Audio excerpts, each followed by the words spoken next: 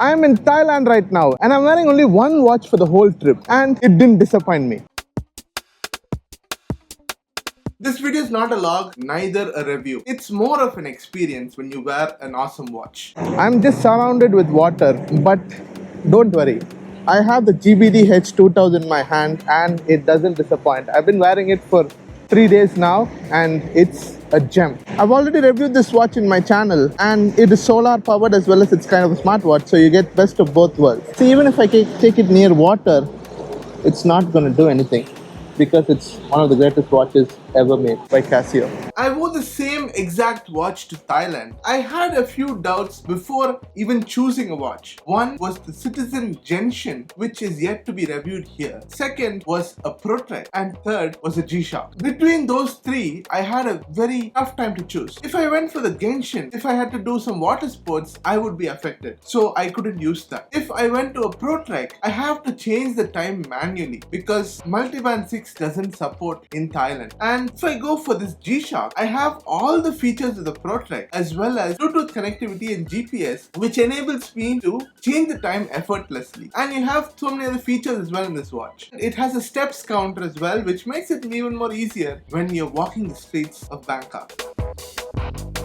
A few days back when I posted a story on Instagram about petting a tiger, many of you were intrigued and wanted to know more about it. So basically it was from Tiger Topia and I wore this watch to the tiger show as well as petting a tiger, which you're seeing right now. It was quite a surreal experience. The tiger was quite smelly, but still it was a great experience. You don't need to be afraid about that when you have a G-Shock.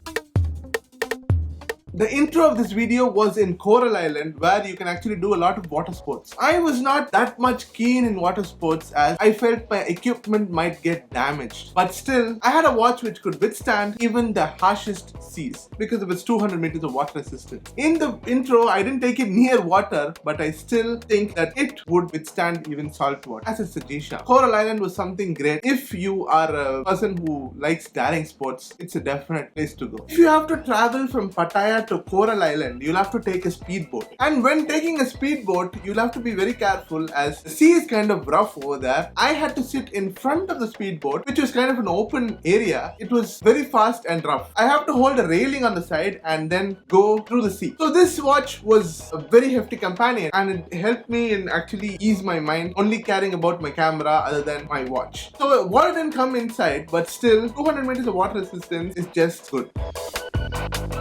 If you're going on a wild safari or feeding wild animals, you don't need to worry about this G-Shock because they don't think it's food, they think it's great. Even if it falls into a pit or somewhere from above 50 feet, nothing is going to happen. But finding one again will be difficult. So you can't go inside the animal cage to get it, but nothing will happen to the watch. So giraffe feeding was a breeze with this watch. If you're liking the video so far, don't forget to hit the like button and subscribe if you're new to this channel. I'm Nishant and I do everything related to watches and watches only. If you feel like you have a friend who needs to know more about G-Shock, share this video to them. Whether you're crossing the busy roads of Bangkok or taking a stroll near the beach, or if you're sitting in the middle of a very crowded show, or experiencing an explosive spy show, whether you're in a very busy cab or in an aircraft, this watch got you covered.